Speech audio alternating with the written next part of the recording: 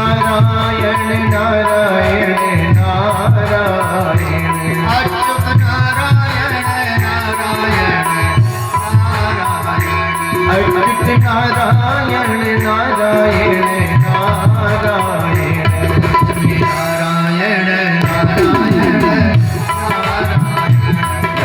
नारायण नारायण नारायण श्रीमन नारायण नारायण नारायण श्री हरि नारायण नारायण नारायण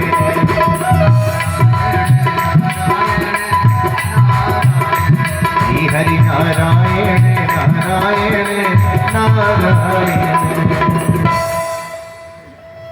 नारद जी महाराज जी व्यास जी महाराज जी जब संत से कोई संत मिलते हैं ना बड़ी प्रसन्नता होती है। आप जैसे अपने किसी प्रेमी जन से मिलते हैं बड़े प्रसन्न होते हैं, पूछते हैं कारोबार ठीक चल रहा है, काम धाम ठीक चल रहा है? हाँ ठीक चल रहा है। आपका ठीक चल रहा है? नहीं थोड़ा मद्दा चला, ठीक चल रहा है। ऐसे ही संत से संत बस यही पूछते हैं भजन ठीक हो रहा है? उनका तो यही कारोबार है, फैक्ट्री यही है हम लोगों की। भजन कितना भजन हो जाए, कितना प्रोडक्शन भजन का निकाले। जैसे आप लोग हैं ना कितना धन अर्जित कर रहे हैं, बैंक बैलेंस कर रहे हैं, तो आपका बैंक बैलेंस तो यही छूट जाएगा, लेकिन हम लोगों का बैंक बैलेंस छूटने वाला है। इसलिए निवेदन करते हैं कि आप लोग भी इस बैंक बैलेंस के भरोसे मत रहो, ये तो लुट जाएगा, ये तो छूट जाएगा, ये आपके पुत्र आपके परिवार वाले छुड़ा लेंगे, लेकिन आपका जो भक्ति का प्रेम का जो भजन किया हुआ जो बैंक बैलेंस ये कोई छुड़ा नहीं सकता। और यही आपके कल्याण का कारण बनेगा। इस धन से कोई नहीं, कुछ नहीं होने वाला है। बाह्य क्रियाएं जरूर कर सकते हैं, ये सत्कर्म भी हो रहा है ना तो धन के द्वारा ही हो रहा है, लेकिन इस सत्कर्म में भी अगर मन नहीं लगाया गया तो भैया ये क्रिया भी व्यर्थ है, कोई काम नहीं।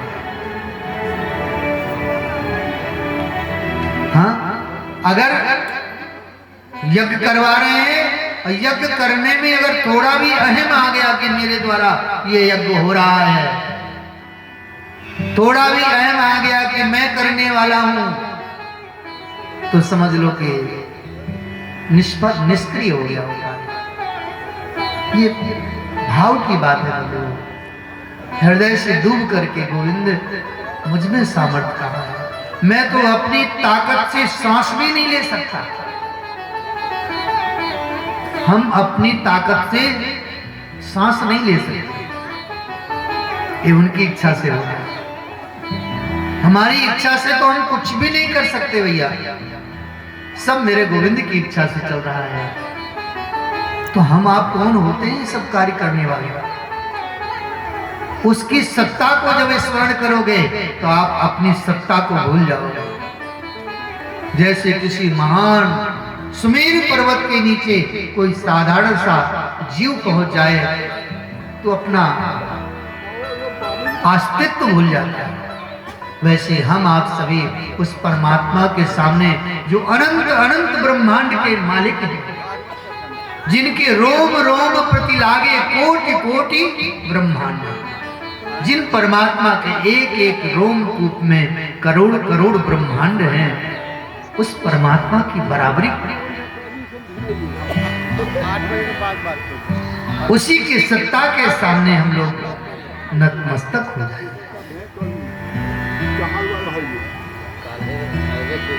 श्री सुखदेव सूत जी महाराज जी कहते हैं कि हे शौनक जी, ये संसार की सत्ता कुछ नहीं है, सबके अंदर ऊर्जा का संचार करने वाला एकमात्र हमारा गोविंद है, और जो उसके शरण में हो जाए वो कभी दुखी नहीं रह सकता। एक बार कबीरदास जी, एक चक्की चल रही थी तो कबीरदास जी उसको देख रहे थे, तो चक्की को चलते हुए देख करके जो भी दाना डाला जाए वो सब पिस जाएगा। तो कबीरदास जी रोने लगे। चलती चक्की देख कर दिया कबीरा रोए, दो पाटन के बीच में साबित बचा न कोई। कि जन्म और मरण के बीच में, जन्म और मरण रूपी दो पाटे हैं। जन्म का एक पाटा, एक नीचे मरण का पाटा। ये दोनों पाटों के बीच में जो भी जीव आया है वह पिस गया है, समाप्त हो गया है। तो कबीरदास जी रो रहे थे बैठ करके। इतने में उनका पुत्र कमाल आया। कमाल ने कहा, पिताजी क्यों रो रहे हैं? बोले, बेटा देखो तो जीव की क्या दशा हो रही है। जन्म और मरण के बीच में ये पिस रहा है जैसे चकिया के बीच में और दाना पिस रहा है। तो कमाल ने हंसना शुरू कर दिया। कबीर बोला, मैं रो रहा हूं, तू हंस रहा है पागल? बोले, पिताजी आपको पता ही नहीं। बोले, क्यों? चलती चक्की देखकर हंसा ठठाए कमाल। कमाल ने कहा, कील पकड़ रही जाए जो तो साबित बच जाए। पिताजी, जो कील के सहारे रह गया है वह चकिया में ताकत नहीं कि उसको पीस सके। इसलिए परमात्मा रूपी कील को पकड़ करके रखो। संसार में जन्म मरण तुम्हें मृत्यु को प्रदान नहीं कर सकते। हम आप बच सकते हैं। ये मृत्यु लोक ही, यहां तो मरना ही पड़ेगा। इसका नाम ही है मृत्यु लोक। यहाँ हमारा आपका जन्म ही मरने के लिए हुआ है। इस मृत्यु लोक में जो भी आया उसको मरना ही पड़ा है। मरने से डरना नहीं है। अगर मरने से डरेंगे तो कब तक डरेंगे? वो तो एक दिन मरना ही मरना है। मरने के भय से मुक्त होने का साधन बस एक ही है कि परमात्मा का खूब हृदय से भजन किया जाए। कर्म करो, दिखावा भी नहीं करना है। ये संसार के लोग कहें बड़ा भजन करता है। भजन अंतर्मुखी होकर के चिंतन करते हुए, जब रात में सब पूरे परिवार के लोग सो जाए ना, तब आप भी सोने का नाटक करो। कंबल ओढ़ करके और बस अपने गोविंद से खूब प्यार करो, खूब लाड़ लड़ाओ। सब सोचे कि सो रहा है और आप आनंद में भगवान के प्रेम में डूबे हुए। भक्ति चोरी से होती है। जितना भक्ति की चोरी करेंगे ना, भजन की चोरी करेंगे, उतने ही फलीभूत होगा। बुराई मंत्र जब करई दुरा होगा। मंत्र तभी प्रस्फुटित होता है जब उसको छिपा करके जब जाओ।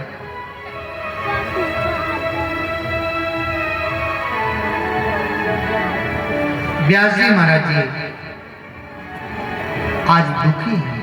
नारद जी महाराज जी को आसन पर बैठाया और बैठा करके निवेदन किया, महाराज आप कृपा करके बताइए कि मेरे जीवन में ये दुख कैसे दूर होगा मेरे जीवन में। नारद जी ने पूछा कि दुख का कारण तो पहले बताओ। व्यास जी ने कहा, यही हमें पता नहीं। हमने सारे शास्त्र लिखे, उपनिषद लिखे, पुराण लिखे, महाभारत जैसा पंचम वेद की रचना की, लेकिन मन को संतोष नहीं है। अभी ऐसा लगता है जैसे कुछ काम शेष रह गया। नारद जी ने कहा, क्यों? आपने भागवत पुराण की रचना की? बोले, महाराज भागवत जी की रचना नहीं। तो एक काम करो व्यास जी महाराज, आप भागवत की रचना करो और भागवत जी की रचना करने मात्र से आपके हृदय में संतोष शांति आ जाएगी। फिर तो व्यास जी महाराज जी प्रसन्न हुए। भागवत शास्त्र की रचना करने के लिए पूरी तैयारी कर ली। सोचने लगे, इतना बृहद ग्रंथ, 18,000 श्लोक की ये संहिता, मैं वृद्ध हो गया हूं, लिखने की सामर्थ्य तो है नहीं, कैसे लिखूंगा? गणेश जी को स्मरण किया, गणेश जी महाराज जी प्रकट हो गए। गणेश जी से कहा कि आप लेखन कार्य कर दीजिए। गणेश जी ने कहा ठीक है हम करेंगे। तो आपने देखा होगा गणेश गुफा भी वहीं है, माना गांव के ऊपर जहां व्यास गुफा है, वहां से 500 मीटर की दूरी पर गणेश गुफा भी है। व्यास जी महाराज जी अपने गुफा में बैठ करके भागवत के श्लोकों का उच्चारण करते थे। गणेश जी महाराज जी अपनी गुफा में बैठ करके लेखन कार्य करते। ऐसे भागवत शास्त्र की रचना हो गई। तब मन में विचार आया कि इसका प्रचार भी होना चाहिए, कि जन जन के हृदय तक कैसे पहुंचाया जाए, सारे जीव मात्र इससे लाभान्वित कैसे। कोई भी वस्तु हमारे पास है तो हमारा धर्म बनता है कि उसको हम सभी तक पहुंचाए, सभी को लाभ प्रदान करें। व्यास जी महाराज जी ने भगवान शिव की आराधना की। भगवान शिव प्रसन्न हो गए और व्यास जी महाराज जी ने भागवत संहिता उनके गोद में रख दी और कहा महाराज इसके प्रचारक आप बनिए। भगवान शिव जी ने कहा ठीक है, और भगवान शिव ही सुखदेव के रूप में व्यास पत्नी के गर्भ से प्रकट हुए। गर्भ में 12 वर्ष तक रहे, मां के गर्भ में। व्यास जी बाहर से कहते पुत्र मां के गर्भ से बाहर आ जाओ। सुखदेव जी कहते पिताजी हम बाहर नहीं आएंगे, क्योंकि परमात्मा की माया बड़ी खतरनाक है, हमें बड़ा भय है माया से, ये माया किसी को नहीं छोड़ती है। तो कैसे आओगे गर्भ से बाहर? सुखदेव जी महाराज जी ने गर्भ से अंदर से कहा अगर परमात्मा नारायण मुझसे वचन दे दें कि मेरी माया तुम्हें परेशान नहीं करेगी तो हम गर्भ से बाहर आए। भगवान नारायण गर्भ के अंदर प्रकट हो गए और सुखदेव जी को वचन दिया, सुखदेव मैं वचन देता हूं मेरी माया तुम पर किसी प्रकार का आरोप या किसी प्रकार का तुम्हें कष्ट नहीं देगी। तब गर्भ से बाहर सुखदेव जी आए और जैसे गर्भ से बाहर आए सीधे वन को चले। सरस्वती के तट पर जाकर के कठोर साधना करने लगे, निराकार ब्रह्म की आराधना में लीन हो गए। व्यास जी महाराज जी दुखी हो गए। इकलौता पुत्र चौथे पन में प्राप्त हुआ वह भी वन चला गया। अब तो अत्यंत दुखी होकर के व्यास जी महाराज जी ने भागवत जी की शरण ली। ब्रह्मचारी बालकों को अपने आप रख करके उनको भागवत का पठन कराने लगे। और एक दिन की बात है कि वो ब्रह्मचारी बालक समझा लेने के लिए वन में गए और उसी वन में पहुंचे जहां पर सुखदेव जी महाराज जी समाधि अवस्था में विराजमान थे। वो बालक भागवत जी के श्लोकों का गान करते जा रहे हैं और समझा भी लेते जा रहे हैं।